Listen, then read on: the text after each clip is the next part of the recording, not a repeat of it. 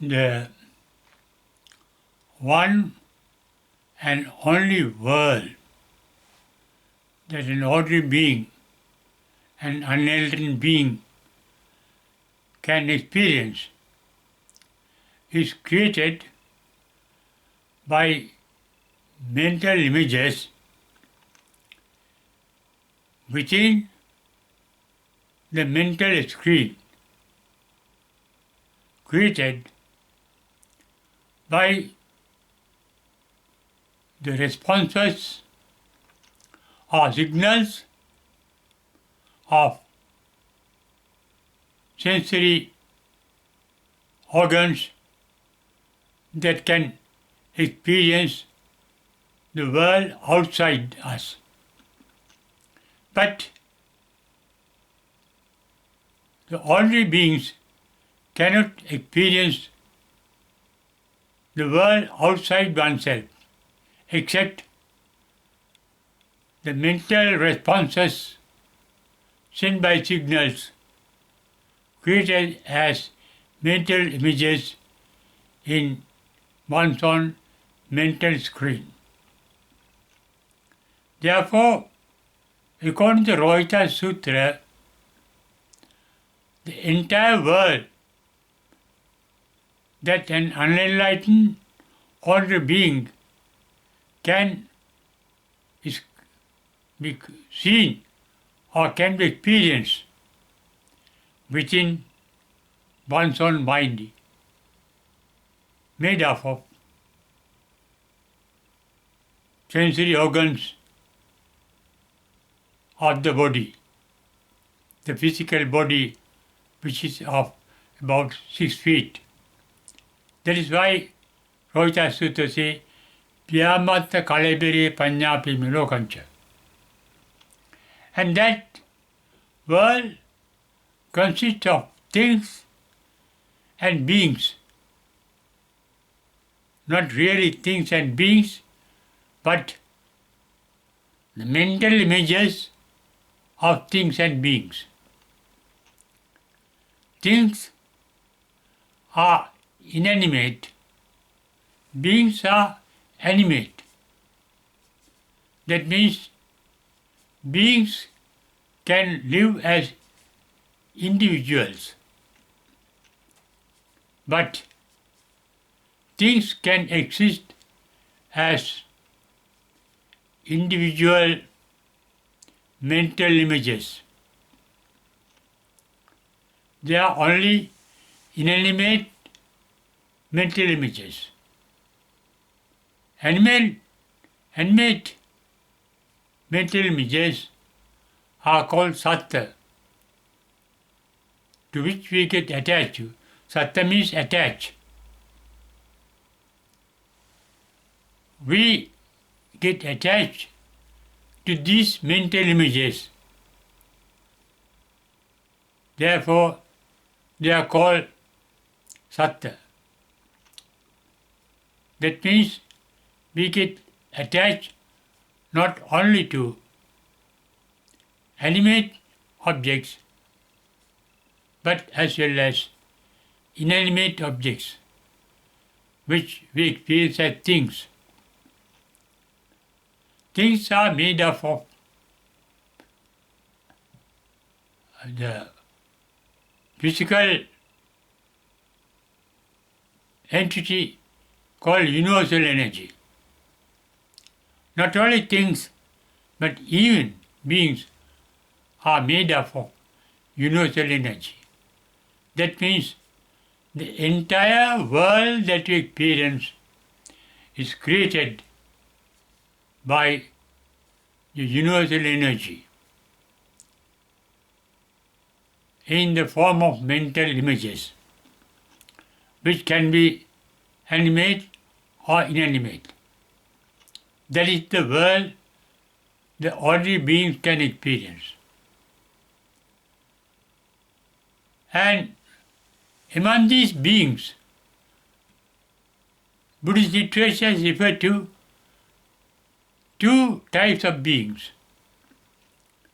They are called noble beings and ignoble beings in English. Arya Puggalo, Anarya Puggalo. Anarya means not enlightened. Arya means enlightened. Not really enlightened. There are only 8 types of Attarya Puggalo. 8 types of such beings. But 7 of these types can be called Arya Puggala. But they can be translated as noble beings. But the 8th type of beings can be called super normal beings, super beings. In fact, they can be called sublime beings. Sublime means unblemished, original, not adulterated. That means only those enlightened beings can be called unadulterated, original beings that can accept things as they are. That means yatha bhuta jnana dasana. That means they can see the mental images and penetrate into those mental images to see the ultimate truth. That knowledge is called insight in English. In psychology, it is called extrasensory perception. Normal beings have sensory perceptions, but the extraordinary beings called sublime beings are endowed with an extrasensory perception, not looking at things, but seeing through things, the ultimate reality. Therefore, noble beings can be divided into 2 beings, noble beings and the supernoble beings called sublime beings. Only the enlightened can be called sublime beings. They are not adulterated. They are original. That means enlightenment means being the original, not mental images, not identified with mental images, but identified with the reality. Only the enlightened beings can be original beings, sublime beings, unadulterated, unsophisticated, unblemished by foreign elements. That means super beings called sublime beings are the enlightened beings who are original beings. They are composed of the original nature of the nature, not adulterated by foreign elements. That means the sublime beings are functioned by pure electricity. That is what Buddha said at page 18 of volume 1 in the Anguttara Nikaya, Pabhasara midam bhikkhu chittam. The individual mind is radiant.